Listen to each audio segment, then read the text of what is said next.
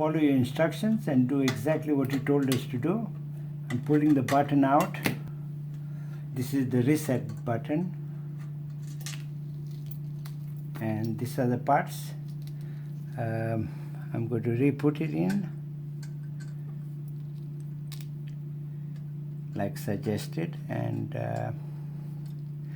let's see what happens now.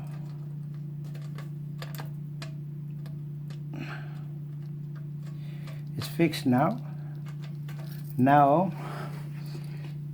this is the connection, as you can see, the mains, and I'm going to turn on the power, and the lead goes in at the back, as you can see, properly fitted in, and the other plug is in.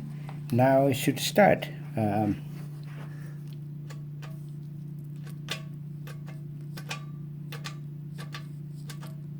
See, no sign.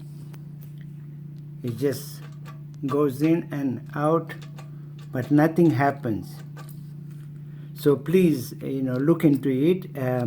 You can see it's the same bottle. It says distilled water. Is the reset button there, and as you can see, it's fully connected to power, and there's nothing that's working. You can see the top of the engine is still.